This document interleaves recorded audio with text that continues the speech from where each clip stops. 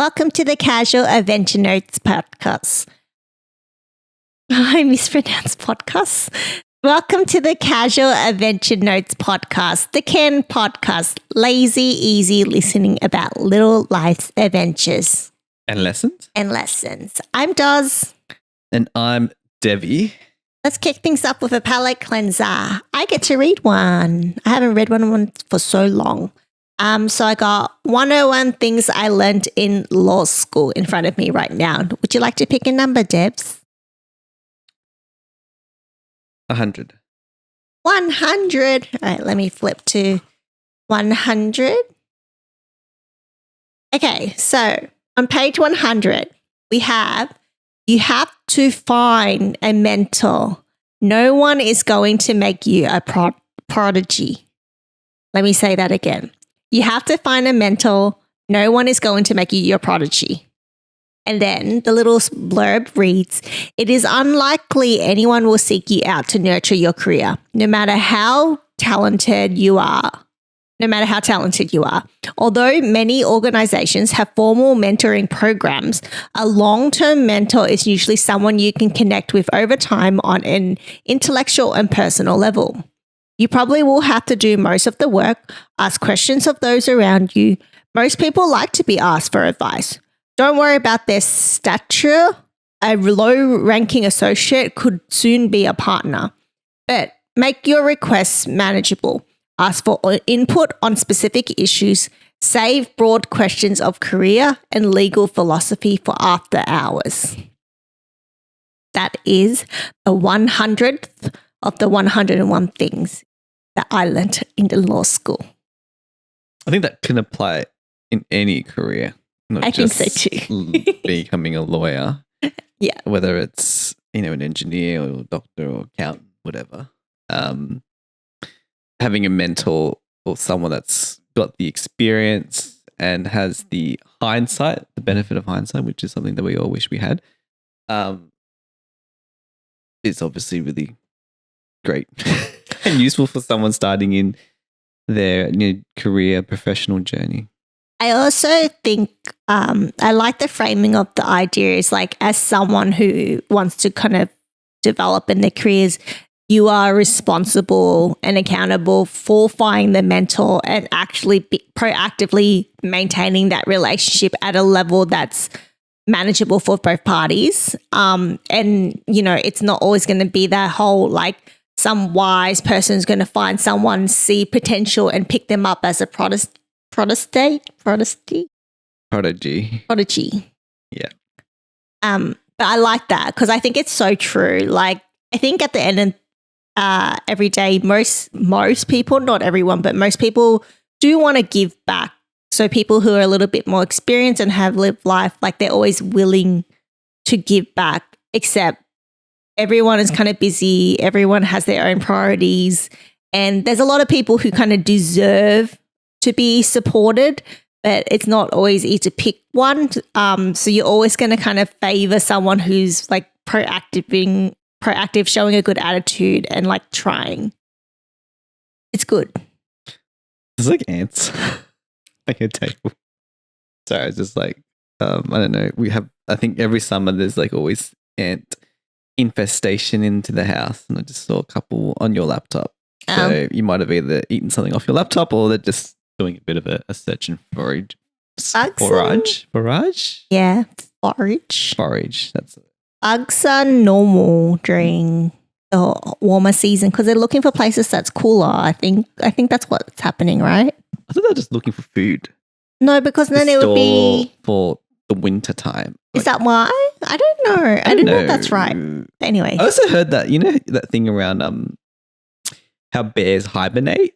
Yeah.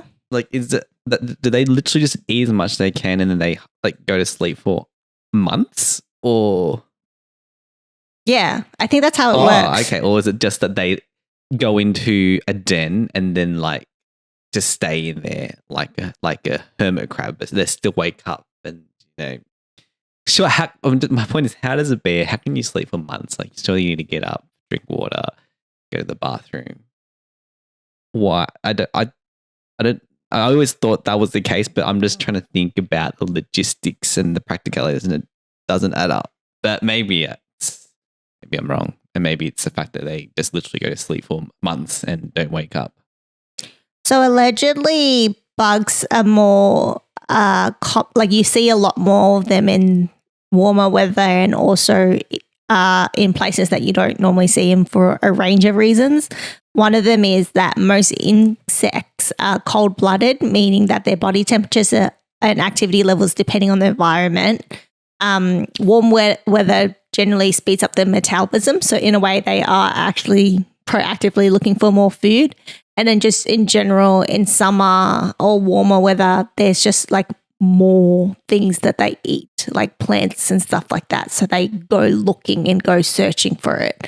And it's also like a good breeding season for bugs. So just like a combination of everything is probably why we see bugs a lot more in warmer weather. Oh, okay, that makes sense. Yeah. All right. Speaking of bugs, let's go into our main course. Not at all completely relevant to bugs, but yes, finally, I've actually done some notes and prepped for my sort of topic that I wanted to discuss. And this is something that's happened like over 15 years ago, but there was a recent sort of documentary that I came across that was released last year.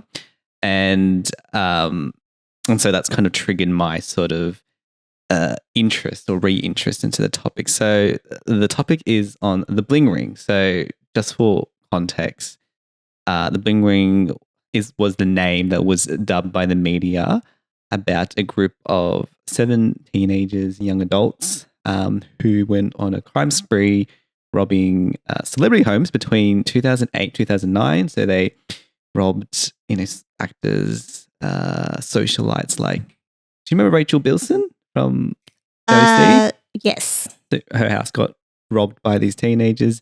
Megan Fox, you obviously know. Orlando Bloom, Lindsay Lohan, Paris Hilton, and Audrina Patridge. Have you heard of Audrina Patridge?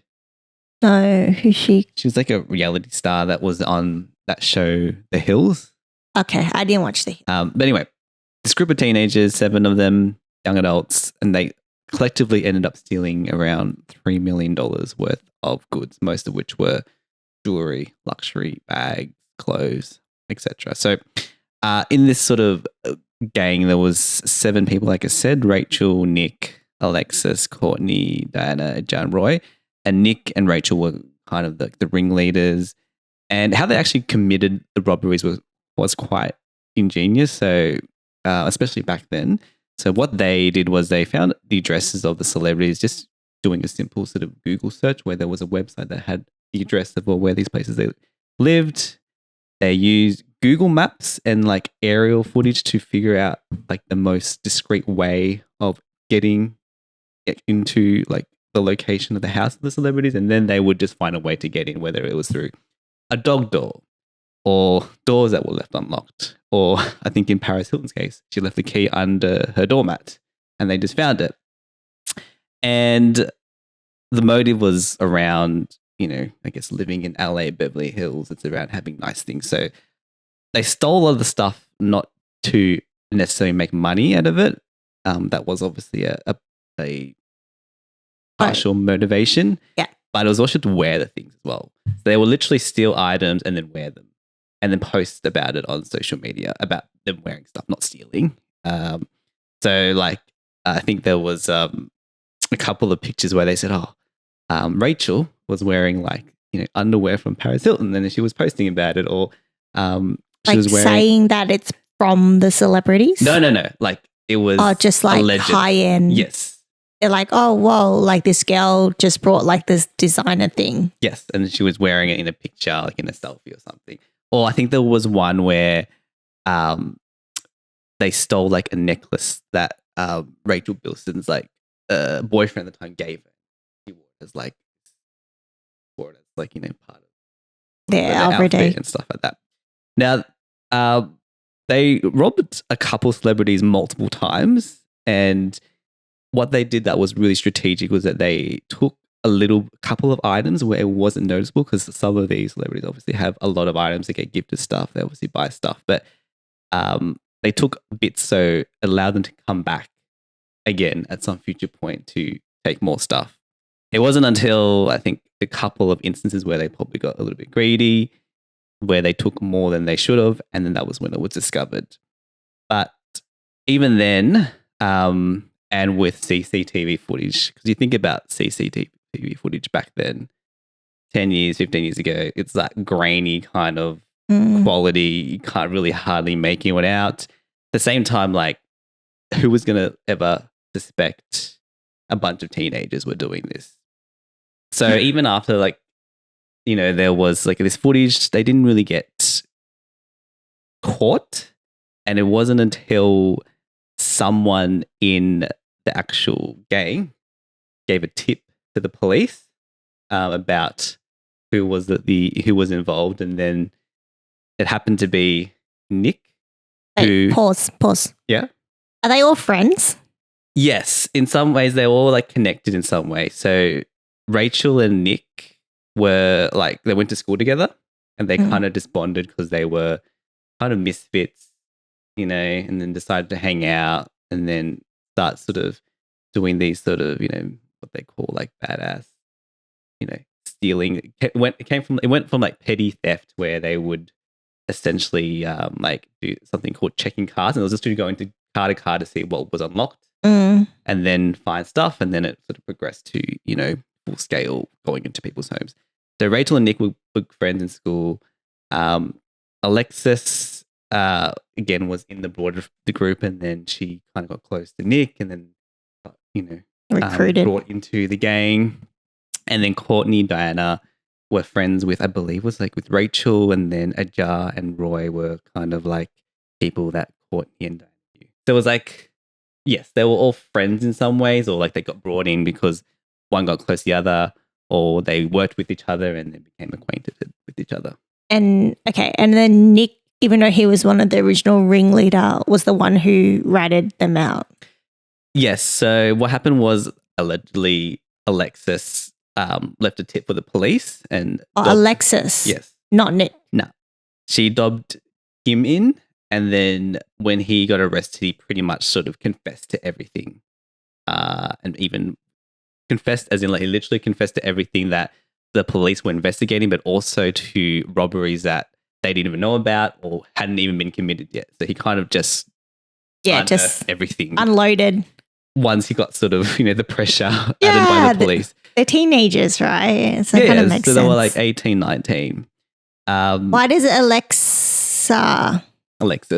Why did Alexis tip them off? This is the thing, like, she has maintained that she didn't tip it off.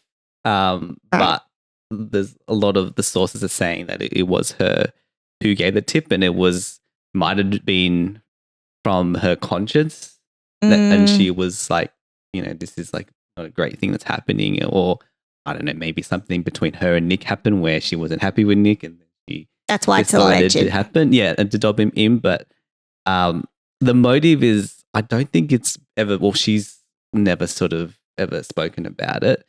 But yes, without that tip, like, these kids would never have gotten caught. Yeah. So anyway, they obviously ended up getting caught. Nick confessed to everything. He kind of named and shamed all the members, and eventually they all kind of went through the legal process and got, you know, sentenced between, I think it was like 4 years to probation, which is like no jail time. But this whole case was like such a big thing back then, because it was so ridiculous, the whole situation. Like I said, a whole bunch of just teenagers robbing, you know, these very powerful, rich and famous celebrities. And then, so as a result, there was so much media content that was produced. So Nick in particular was always on a whole bunch of shows doing interviews, talking about how he did it, why he did it, and the ins and outs of how they kind of, you know, robbed people. And there's even been like 2 movies that have been done. So there was one really kind of like your made-for-TV movie, and actually starred, you know, Austin Butler, the guy who had his breakthrough playing Elvis, like Yeah, this yeah. year, last year. Yeah. Yeah. He was in that movie. This is back before he had his big break and he was still doing small scale roles. But then there was the bigger sort of motion picture that was directed by what's her name? Sophia Coppola? Coppola?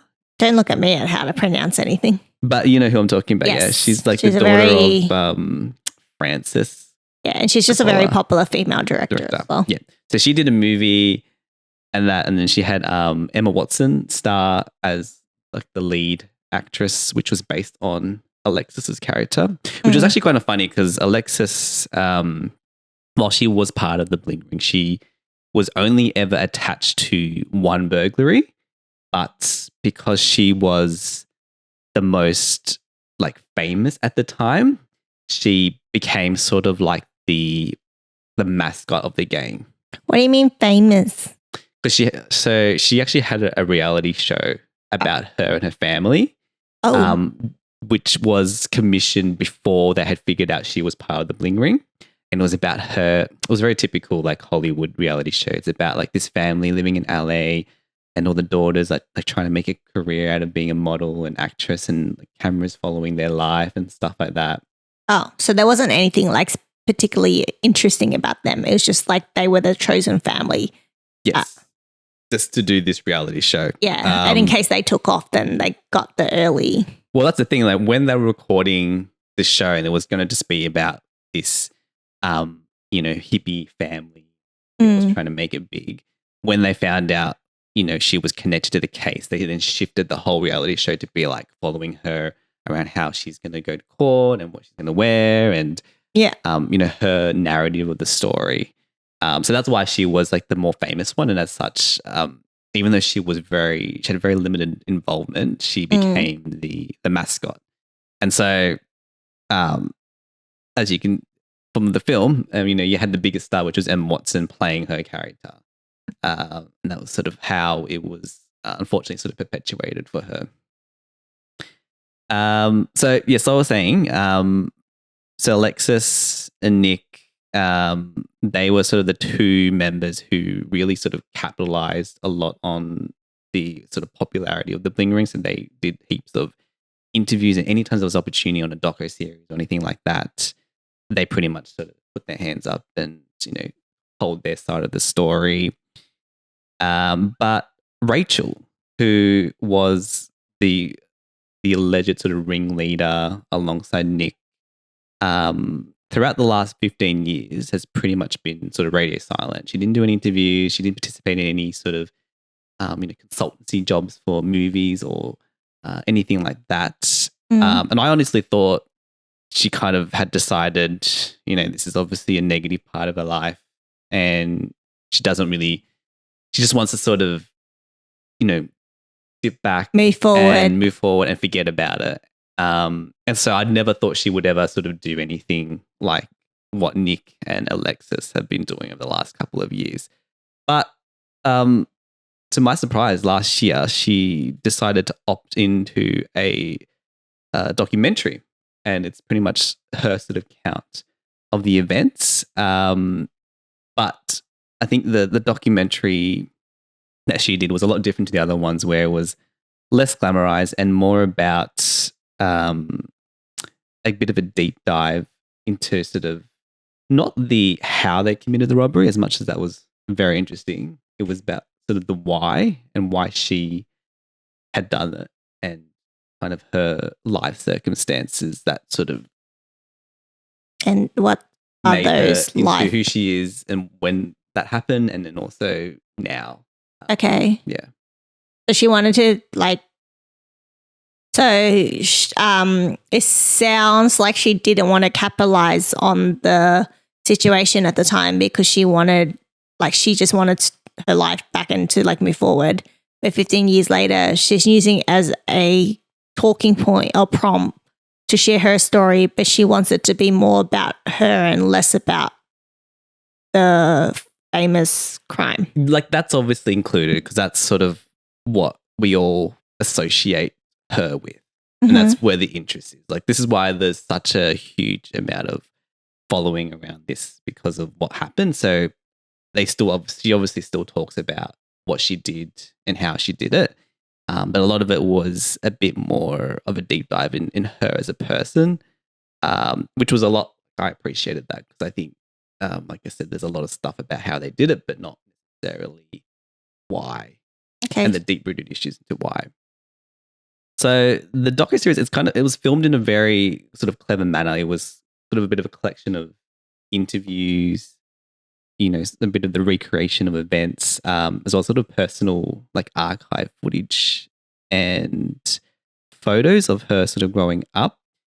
And probably forgot to mention this at the beginning, but Rachel is Asian, so she's of Korean descent. And so a lot of the things that she talked about, as her struggles as a first generation born Western Asian, I think like both of us can assimilate. And I think when I watched it, I felt a lot more empathy and compassion for her. So a couple of sort of the key, I know what she did was obviously wrong.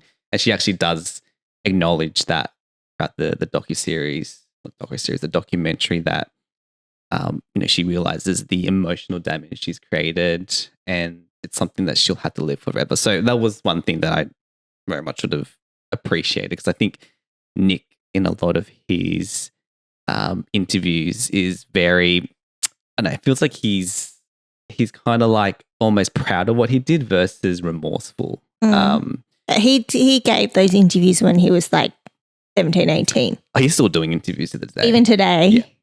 Yeah. So I think there's a whole bunch of docuseries. He did one back in 2022 and it was very like, my God, he's really trying to milk it. Yes. Well, I mean, I'm still watching the stuff even 15 years after. So obviously there's still some demand for it. What I was saying was that, in Rachel's one, it was the whole sort of docuseries was a lot more, a bit more raw and, like I said, a bit more of a deep dive into her as a person. So there's a couple of the outtakes I sort of found from this was, and I think, again, like I said, we can both assimilate to this, is her struggles growing up in like a Western country. So she used to kind of think of herself as deformed because she was Asian and she was the only Asian in a very predominantly Caucasian school and city. And as a result, she kind of obviously felt different and isolated and didn't have really a sense of belonging because she looked so different to all her friends. So this could be like also, and sometimes the things like you eat. So, like very common sort of Caucasian lunchbox thing, sandwiches, yeah. But I don't know about you, but like I used to get like a mix of sandwiches because I always pressed my mum to do that. But my mum used to also like give me like these rice dishes with like sort of steamed braised meat. And I remember used to always being really embarrassed about eating that because it was always so different to what everyone else in my school ate. So I used to always like scoff it up really quickly. But that was kind of like, the differences like when you grow up outside of your heritage in your home country and that feeling of being not really truly part of that environment you're in because you're not sort of a quintessential American or Australian. Okay. Yeah. So she talked a lot about that. And then the other obvious one that a lot of us sort of Asian kids is like growing up with tiger parents and them essentially setting the course of her life and predetermining what she was going to do. So, you think about sort of growing up, the focus of parents and a lot of Asian parents on their kids is around education and the focus on school and doing well in school. And then, getting a great result so you can go to university or college. And then after that, becoming, one of the sort of, what is it, like the doctor, lawyer, pharmacist, engineer, that sort of career. And that's kind of been instilled as a child versus, I guess you as a kid figuring out what you want to do in life and forging your own identity. Yep. Yeah. So she talked a lot about that. And as a result of this kind of predetermined, life for her, the natural thing for what kids do is to rebel. And so that was her natural course, was to rebel against that and then, do things to almost like piss her parents off, and whether it's, skipping school or, committing petty theft, all that sort of stuff. So it was her way to sort of break out of that and in some ways be resentful and show that to her parents. I get the part where like your form of rebellion is to do essentially the opposite of what your parents are putting the pressure and stress on you to be something else, and then you want to do the opposite of that. And I understand that because that's like a common pipeline of like how teenagers are in general. And then in general, I think humans just don't like being told what to do, but in particular, teenagers don't like being told what to do because it's like a biological part of it as well. So I get that part. And just in her circumstances, those rebellious actions just ended up being a little bit more extreme and dramatic compared to like other people. Yeah. I don't understand how growing up different is associated to that though. Like, sorry, not different, but growing up feeling like you don't belong and you have this like conflict around your identity and belonging. I don't know how that's associated to robbing people. Yeah. I think it's more around, I think the way that it was positioned was that she felt not connected, and as a result, she sort of associated as being a misfit.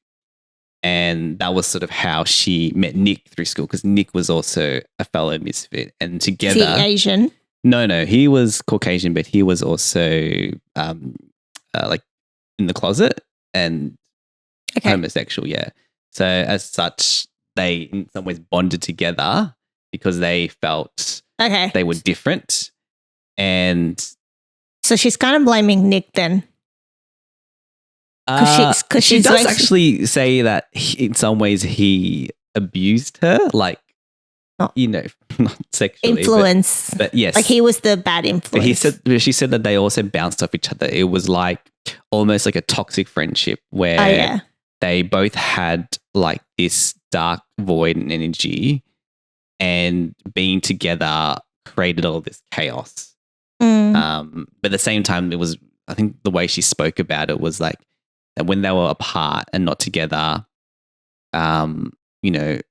she would get jealous when he was hanging out with other people. But when they came together, it was to do these like robberies, and that's how they felt connected. But obviously that was sort of committing something illegal. So she's saying like her struggle with her own identity and belonging.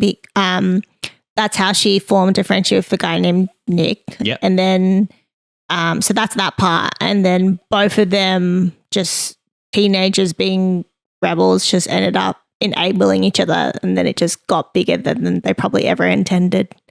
Yeah, that's right. So I think the other thing is probably they both live in Los Angeles, which is, when you think about LA, Beverly Hills, it's sort of where, the rich and famous live.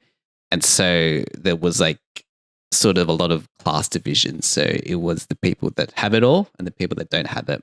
Now, they both didn't grow up poor or anything, but obviously, I think she said that she drove around in a BMW, but then, there'll be other people in G-Wagons and Porsches and stuff. And this is where that saying around,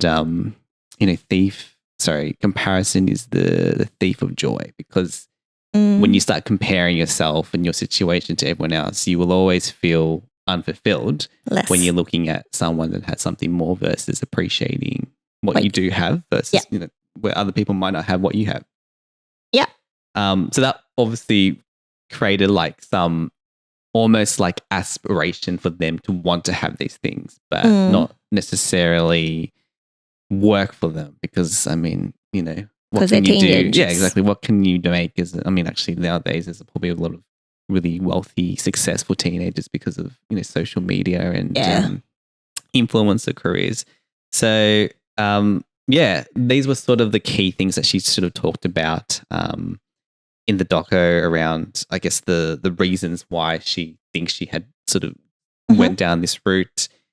They also talked about, like I mentioned, sort of toxic friendship, dog abuse.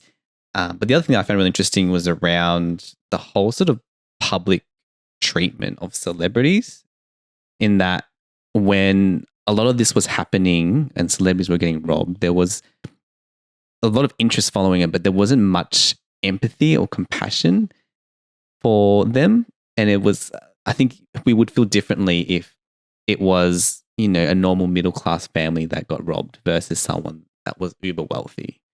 But it's the same crime that's being committed. But our levels of empathy and compassion differ because of people's situations. But at the end, it's still a crime. And I think for celebrities, they're always in the public eye. And so their home is almost like their sanctuary. And to have someone come in and invade that is probably even more detrimental than, say, your normal, everyday suburban family. I do think it's wrong how people treat celebrities or people who are any level of famous, and how they treat them as a different person and not a person at all. So I really respect you. A couple of months ago, the singer Chappelle. Yeah, I know. You're gonna play hot. You think she's gonna play Hot to Go? Have you seen that meme? I've heard of it. I haven't seen it, but I've heard it from you. Yeah. Anyways, she's like a young upcoming artist. She's been around for a while, but I think like in the recent years, she's just kind of blown up. Like she's had some really good hits that's gone viral, and but her whole personality is she's just a person. And then when she's an artist, she likes to put on a character. But then when she's walking around every day, she just wants to be a person. So she gets really triggered and really angry when people just like come up to her and like snapping photos without permission and like asking really like invasive questions without any shame. Yeah. And she went viral a couple of months ago because she went on TikTok and basically just filmed herself just like venting about it. And she's like, we're just people. Like you wouldn't just go up to a random young girl on the street and ask these questions and start snapping photos of her. So why do you feel like it's okay to come up to me and do that? Because I am just a young female on the street. Yeah. Like what gives you that right? And then she also went viral for like having a go at a paparazzi. Oh yeah, I saw that one. And stuff like that. And I honestly love it because I think she's just calling it out. Like I respect there's like kind of like elements of part of the job of being famous is to kind of sometimes play into certain things, but it doesn't mean that they need to forfeit their privacies. Like I think celebrities are still allowed to have boundaries because there is safe ways to do that. Like I've seen like really graceful, apparently Australia's not bad. With like celebrities on the red carpet, like they go down the red carpet and it's quite like organized, and the paparazzis aren't like trying to get in each other's way and stuff like that. But like I'm just saying, like there's a way to give everyone what they want and need in a respectful manner, and I think that's what she's kind of like highlighting as well.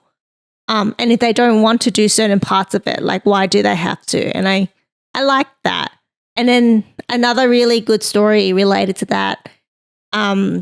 Where people forget to have empathy, and I actually felt bad for her at the time. So Kim Kardashian, like I'm not a hater, but I'm not a fan either. Like she's just a celebrity I know of. I don't really follow her.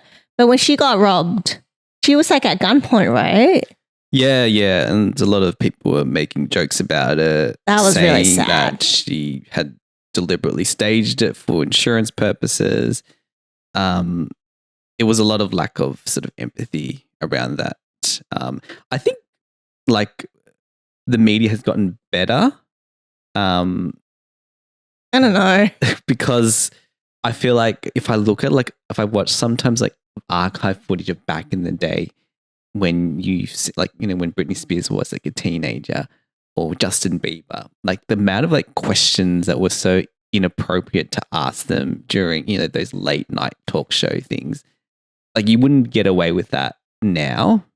I think they're better because people are calling out. Now, yeah. I think that's what needs to happen though.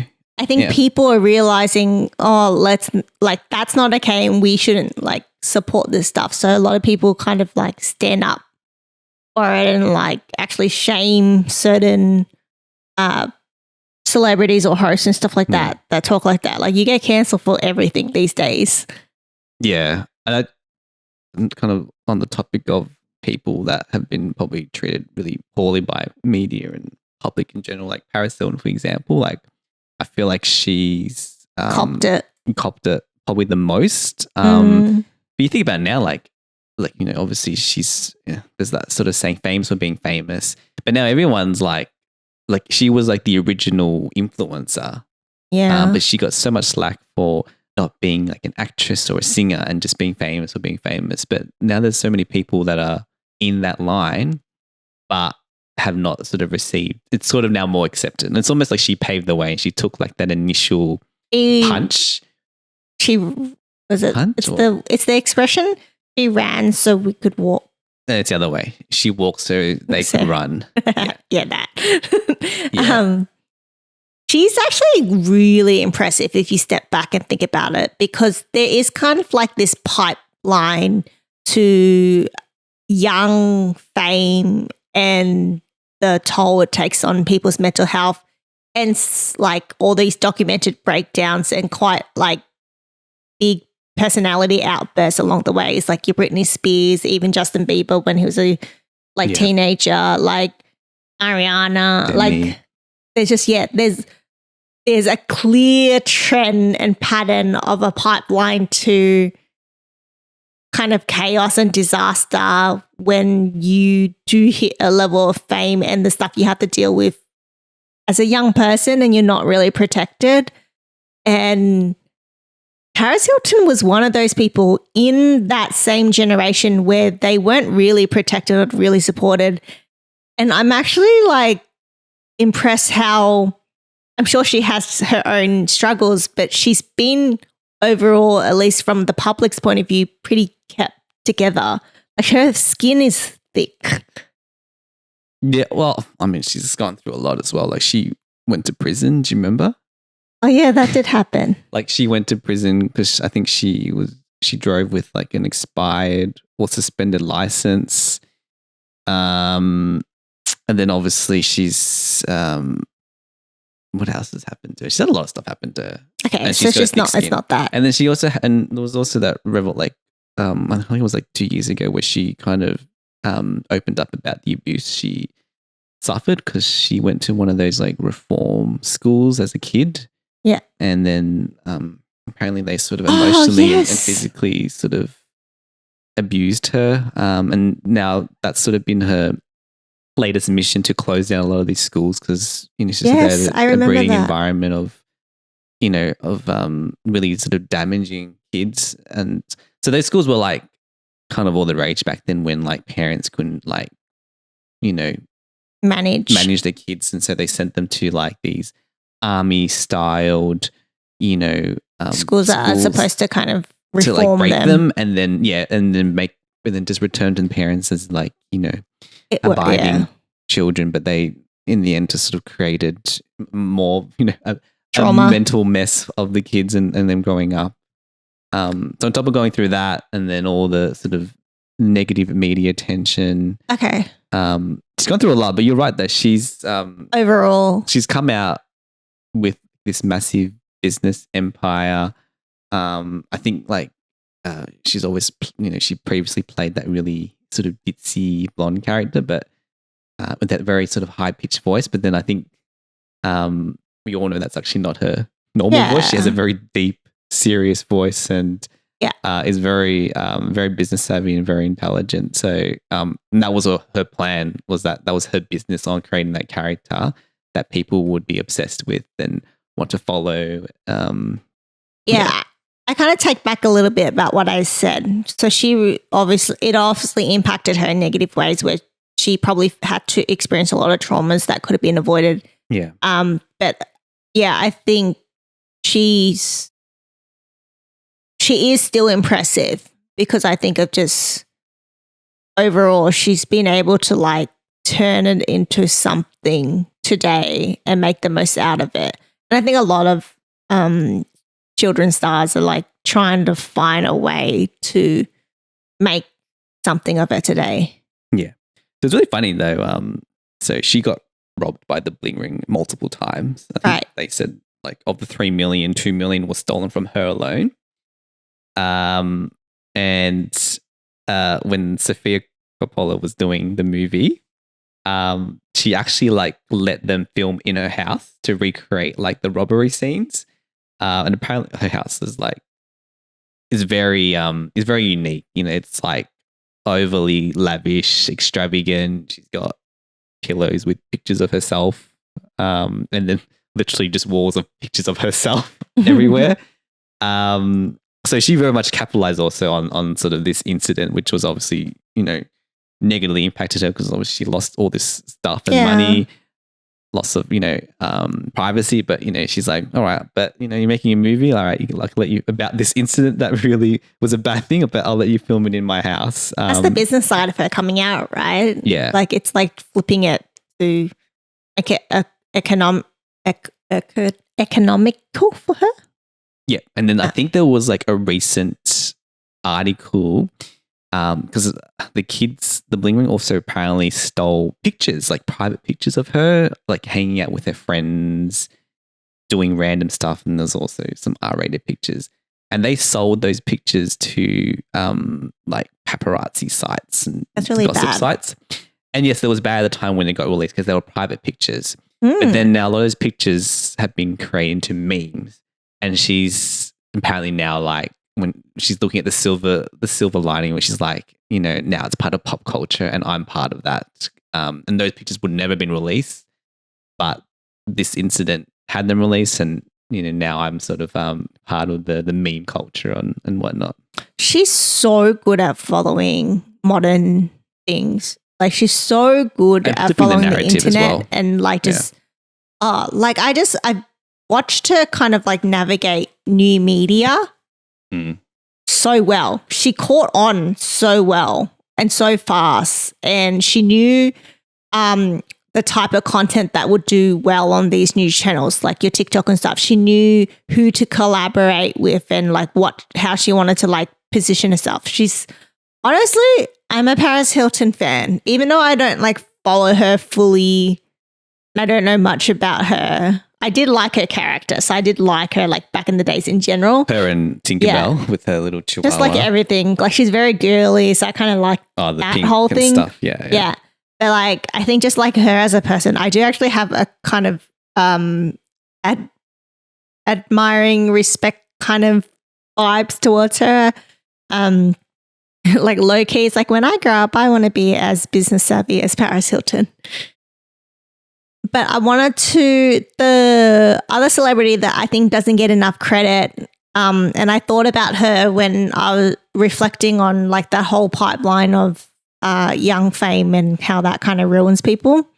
Alison Stoner was a very... Yeah. Why, did I say their name wrong? No, it's every time we say her name, I just automatically think to that scene in Camp Rock where she's playing the piano. Is that her? Yeah, she's the young girl. You're the young girl that plays the piano, like talented piano player in Camp Rock. Oh, yeah. And then Demi Lovato's character is like, she's really good. Okay. Yes. So Alice Stone is a very famous child actress who starred in shows like Cheaper by the Dozen. She was in Step Up. Really, really talented kid.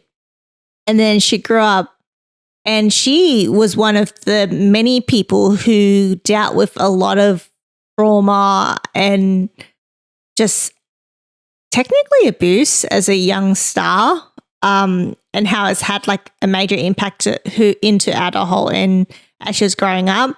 But now that she's like, I think she might be 30 or in her 30s now, like an adult, she released a podcast called Dear Hollywood, which I really encourage everyone to listen to. It's just her talking to cameras, and each episode is just her like discussing that like very topic. It's like the consequences of being a child star, and her whole mission now is to protect child stars, because she's like, they just need protection. It's not that they can't do the things they love. They can act, they can sing, they can like entertain the public, but they should still be protected because they're just kids at the end of the day. Yeah, and it's sometimes protected from their own parents. Yes. Because I think I saw clips around how she apparently, after working so much, like she had no money because was it her parents who, and her management and agent and all them, like they took all her money. She was too young. She didn't understand business. Her parents are kind of responsible for that. I don't know her full background about it, but like, at the end of it, like she turned 18, everything's hers, but they had written up everything in a way where nothing really went to her. So even though she was so famous, she had nothing, which is insane. Yeah, because I remember Macaulay Culkin.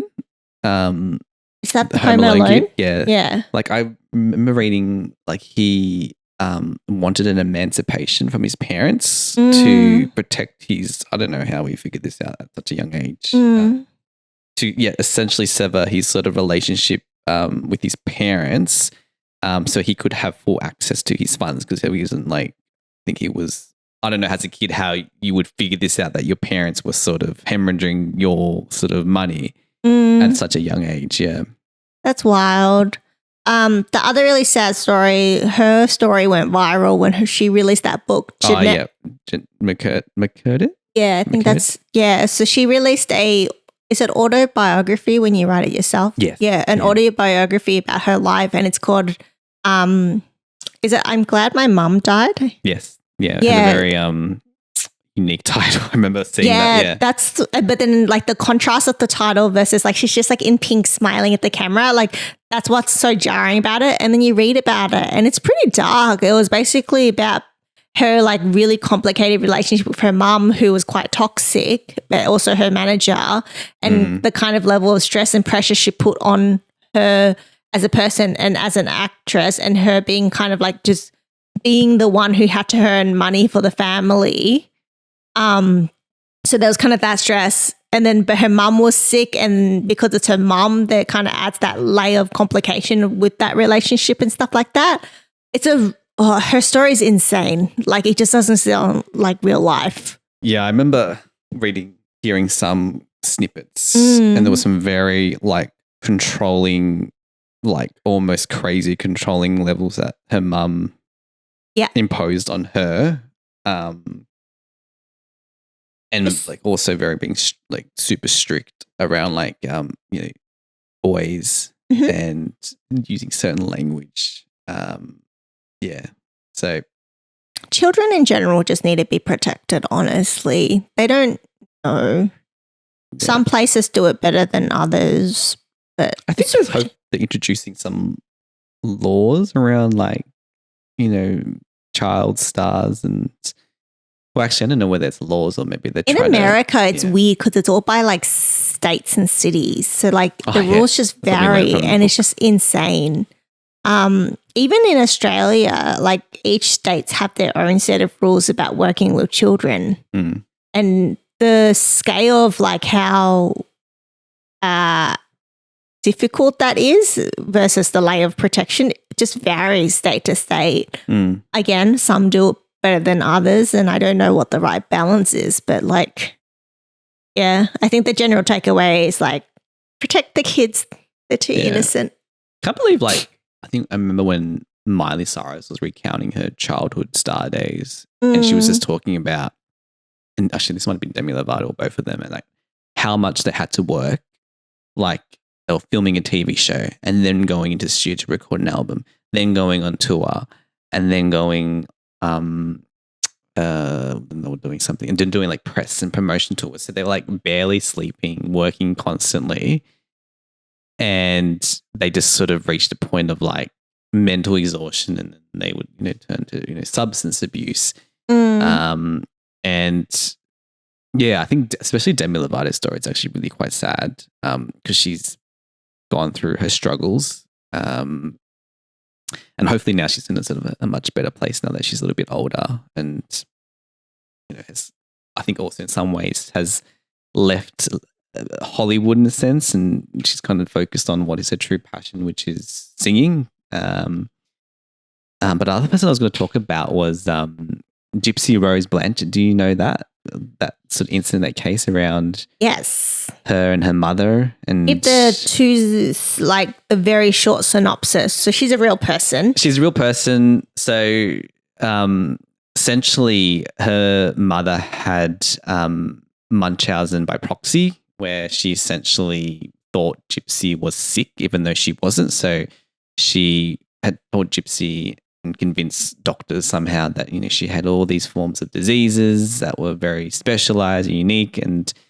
as such, she was very controlling around Gypsy Rose, and that sort of worked for a lot of her earlier sort of young years. But when she was becoming an adult and wanted to, date boys and go out, that was sort of where she kind of met resistance from her mum, and then eventually in the end she and her internet boyfriend at the time ended up scheming to kill her mum and then run off together, which they did do.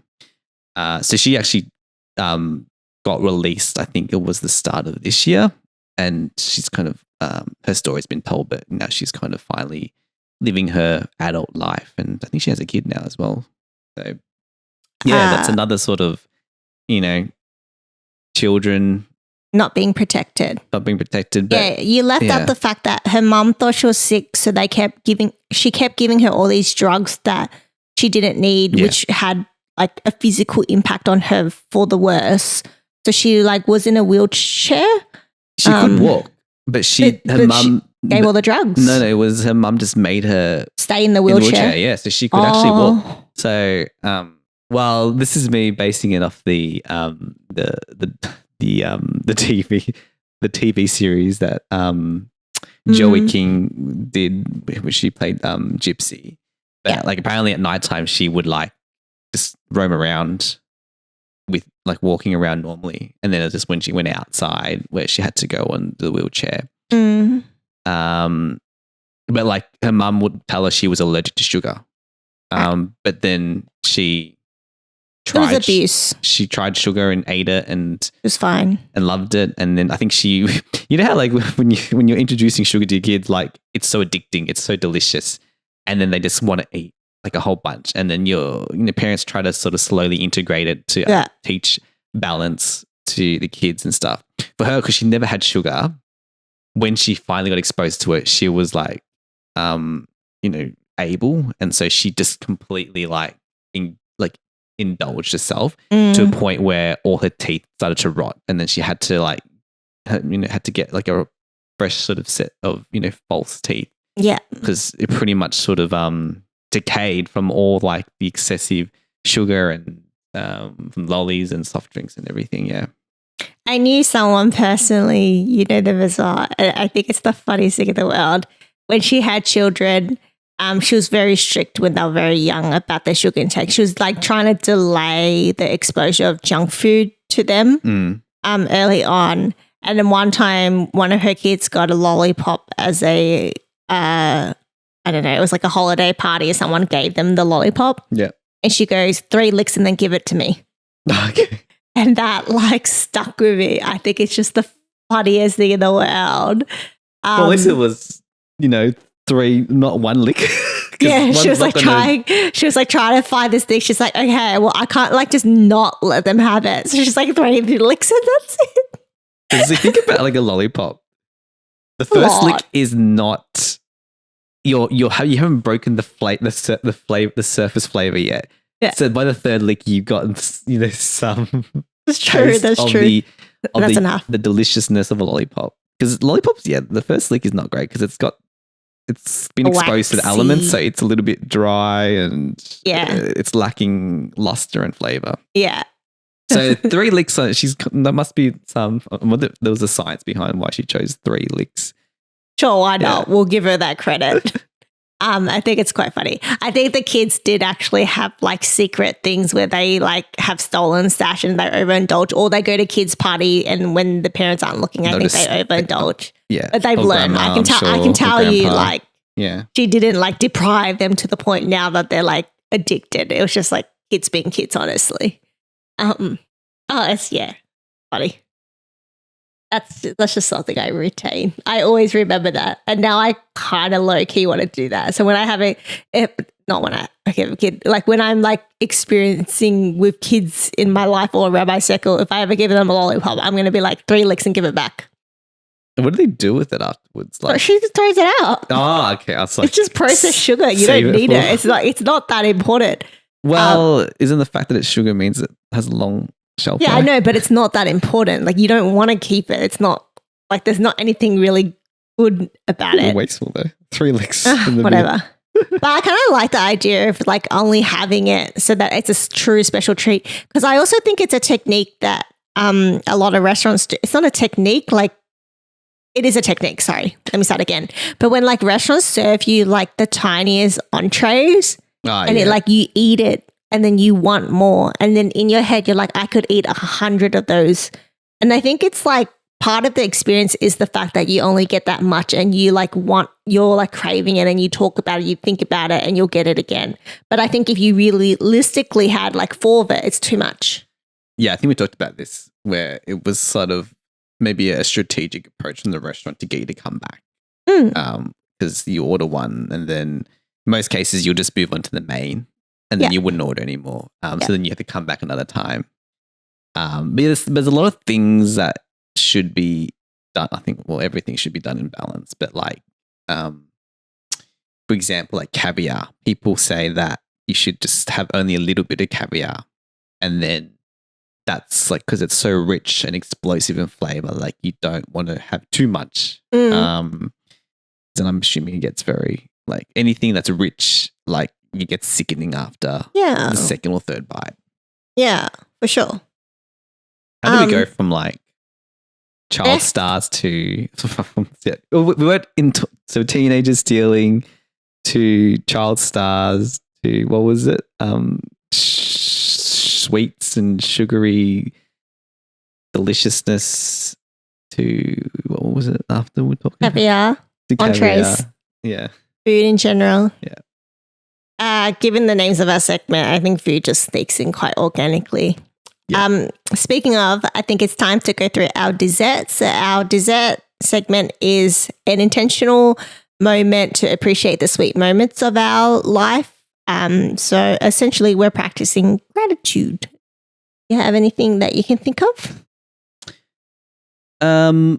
Yeah, just sort of flowing on from the documentary I watched about Rachel and her sort of upbringing, and obviously she talked a lot about the struggles of growing up, you know, with tiger parents and growing up Asian and stuff. I think there was, for me, similar experiences, but obviously I didn't go off and rob, you know, celebrity houses. But there were things that I also really appreciated being raised by your typical sort of Asian parents. Like they were always very good and savvy with money. And I think that's something that's been instilled into me. Or, you know, like buying stuff on sale, you know, versus full price. You know, I get like such huge buyer's remorse when I buy something and next week I see it's like 50% off. So I always sort of watch for, you know, Black Friday or, you know, Boxing Day sale. And so that level of being, you know, careful and more thoughtful when it comes to money spending, but also other things as well. So yeah, I think when I talked about that, it wasn't saying that, you know, the experiences growing up Asian is all completely negative. There is definitely some positives and things that I will sort of do if I ever become a parent. Yeah. Nice. I'm grateful for like cheesy storylines in fiction that's all about friendship. So I think as an adult, you cringe a lot about those cliche stories that like the power of friendship and, you know, love can overcome all. Like it's a bit cringe, right? Yeah, very Disney-esque. Yes. So I got those themes actually mostly from anime growing up. And you could argue that too much screen time for a kid is bad, which it is. But I probably had a lot of screen time for a kid, more than my parents would like, often probably without them knowing. And most of that screen time went into watching anime, which is Japanese cartoon. And a lot of the animes I watched back then were all surrounded about friendships who have overcome anything. The main characters were always like an underdog or an outcast, and then they like found their people, or they like learned to like be comfortable with themselves. And the reason I'm grateful for that and how it relates to the topics of today of identity belonging, it taught me to feel really okay with like who I was from a very young age.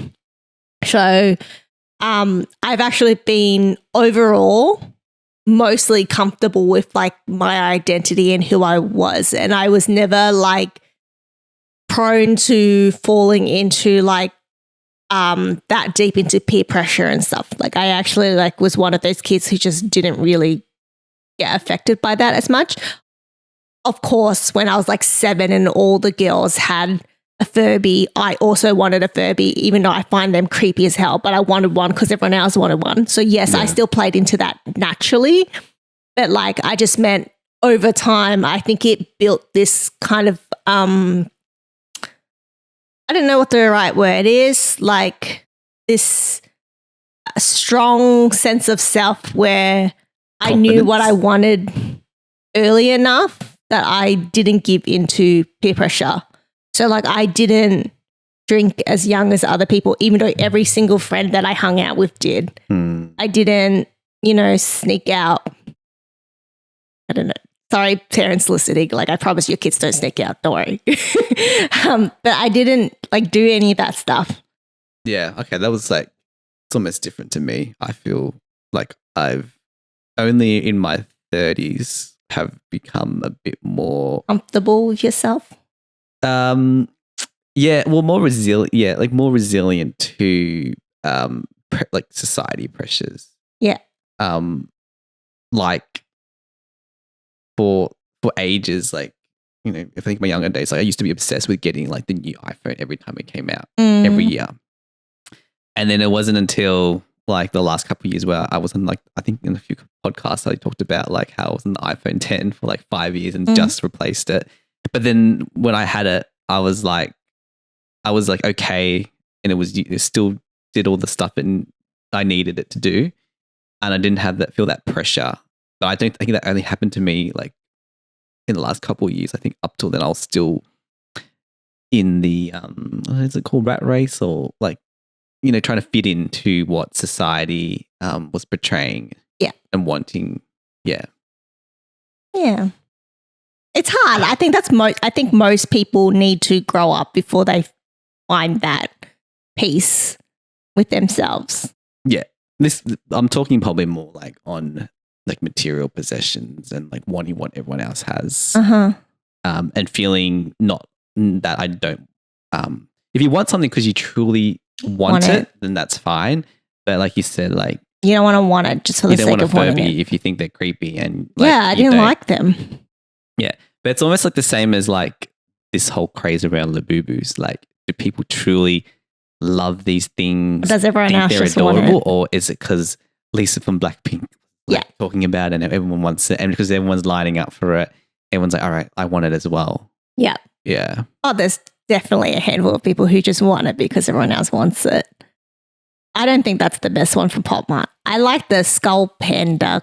She's like this creepy gothic looking girl. She's so cool. I love her design. I think she's so cool. I think for you, like, I feel like that's a true, genuine interest and love.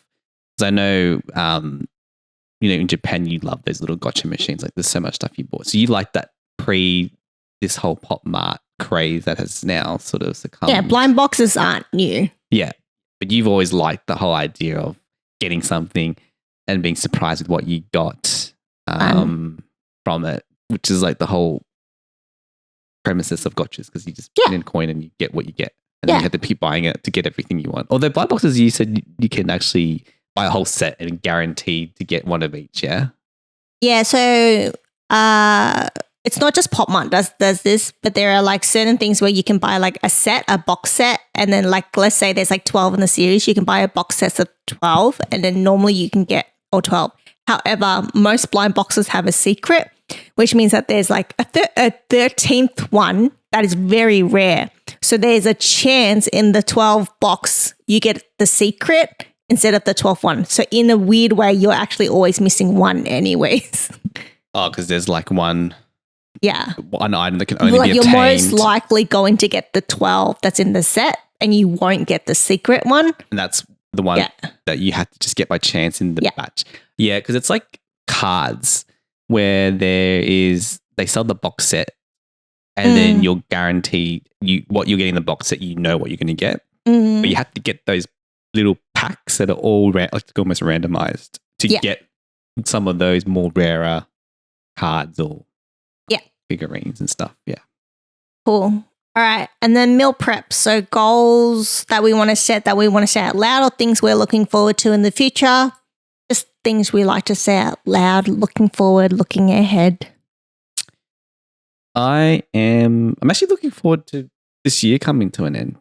Oh, I don't know if that's grim or not. Well, I mean, it's only a couple of weeks left, but I think when sometimes you give a bit of like a time span of when you're gonna like it ties into like New Year's resolutions. It's like new year, new me, and you want to be the person that you wanted to be that you couldn't become last year. So I'm looking forward to 2025 and all the new goals and challenges I'll face, and hopefully they will sort of make me, well, not make me, but maybe shape the person that I will evolve and constantly change towards. Actually, I guess you're always changing, really. You're never really the same person. Yeah. Yeah. My goal in the short term is I want to clear out my closet and do another like spring clean, even though it's not spring. I try to do them. It is spring, isn't it? No, it's summer. Oh, summer, yeah. I try to do them at least once a year, potentially more than once. Because there are clothes I just don't wear again. But there are also clothes that I don't wear and then I wear again in 3 years. So I find it really difficult to clear out my closet, but I'm trying to just reduce. You just need to be more cutthroat with items. Yeah. Because I've done the same where I've thought, oh yeah, I might wear this. And I actually have in some cases. Like I found like a pair of jeans that was like, I didn't fit 10 years ago. They bought, and then I just wore them like, oh, they fit. They look really nice. Sometimes I think about outfits that I have thrown out in the past that have kind of come back around. I'm like, I kind of wish I still had that because I wear it again. But I'm trying to be better about that because you could just buy something similar that's like around today if you don't own it anymore. So anyways, that's my general goal. I'm trying to clear out my closet, reset it a little bit because it's overflooding, and I honestly have a rotation of outfits that I probably wear regularly enough that I neglect. Is that else. like maybe 20% of your closet? Yeah. And the other 80% just sits there? Whereas there's somewhere it's like big coats and stuff that you might wear once in a while during like a really nice evening dress or something like that. Like that's the exception. But there's a few like, it's like a casual top that I never reach for example, but I just think it's cute on its own that just like stays there. So little things like that I want to clear out. I remember we talked in one of our second podcasts around like more conscious spending and investing into high quality clothes that are sort of your staples that you will always wear and will last the longest time. And that's what I've been, because my closet's probably like, I reckon like a quarter of the size of yours. Yeah, easily. And although I do wear the same stuff a lot as well, but that sort of proved the point with your saying is that you really have a regular things that you rotate. Yeah. But yes, hopefully I get through that soon. There's actually one thing I forgot to mention because I think you kind of listening to the Bling Ring story, I probably forgot to end what happened at the end of the documentary, and that is like Rachel now is like a hairdresser and she lives a very normal life. That's really random. What I said or her life? Both. Okay. Because you want like closure on things. And I That's just wanted to barely mention closure. that. But if you watch a docu, they probably explains it a lot better than I do. But I just wanted to end it like that because I was, I think the obvious question that people ask is like, oh, what's happened to her now? What is she up to now? I guess And so. that's what she's doing. She's living a very normal life. Cool. Korean hairdresser, I think. Yeah. Good for her. That you ended it exactly how the documentary ended it. Just a little bit left field, but okay. No, I didn't think it ended like that. I think there was something more philosophical that Right. she talked about. But that's sort of what her life is now. Yeah. Guess everyone's have to go watch it. What's it called again? That's a good question. There's like And what's it on? This is on HBO Max. Uh-huh. But let me get the exact title because there's been so many docuseries that you want to. This is probably like the best one out of all of them. Okay. Do you think it's just been around long enough? There's a lot more content about it that it was I think able for to me it pull was her doing it. It's Okay. like 15 years. Well, like you were like in the first few years, you're like, oh, she's going to definitely she's waiting for something big to come up before she does it. And then that never happened. It is a pretty crazy story. Like, I can't believe that's a real story. It sounds like something that's fiction written up. A bunch of teenagers just like stealing from celebrities. It's pretty insane. I can see how that turned into a movie and stuff like that because the story just doesn't sound like a real story. And I guess like it's bad trauma for the celebrities, as we discussed already, but in a weird way, like if you just separate it and look at the teenagers, it's such petty crime that I guess like making them infamous is not harmful. Well, As harmful as others. Well, the sort of an interesting fact, what happened was when like they all got caught and they were going through the court proceedings, that was during the same time when Sofia Coppola was making the movie. And she hired the head detective that was in charge of like investigating the case as a consultant for the movie. And he also participated in the movie, which recreated the events. It was like a conflict of interest. Exactly. And what happened was that because of that incident, they couldn't, the district attorney, the one that was representing all the victims, didn't want to go to a live jury because they're like, it's been tainted, like they've lost credibility on the case because they've essentially sold themselves to Hollywood. And so a lot of the members of the Bling Ring ended up not getting any jail time. Like they just had a couple years probation. Crazy. And the judge actually said to them, like the members, like you should send a thank you to the detective because he pretty much like reduced your sentence to nil. It's insane. But actually Rachel, unfortunately, or fortunately, and it depends where you see it, she negotiated a plea deal before that had happened. So she accepted sort of 4 years in prison. And then they then discovered all this conflict of interest. And then that's why all the other members who waited a bit longer got. So she served 4 years. She was sentenced for 4 years, but she ended up getting released after a year and a bit. But still, like she still went to jail. She went to jail, and then there seems to be an issue of overcrowding in prisons in the US. So what happens if you're in there for a lesser crime? Yeah, you've like been on like good behavior, then they release you early because that's what happened with a lot of the celebrities that have also gone to jail, like Paris Hilton, Nicole Richie. Yeah, they've only been in jail. They've been sentenced for like a longer time, but they've ended up only serving a fraction of it because their crimes aren't as heinous as someone that's in there for murder or or something like that. Sorry, we're kind of divulging, but the doco is called The Ringleader: The Case of the Bling Ring, and this came out in 2023, so pretty recent. Yeah, nice way to end it. Now you guys have something to watch. All right. Thanks so much, everyone. Thank you for tuning in, listening, watching, whatever you're doing. We appreciate you. We thank you, and we'll see you next time. See you later. Bye.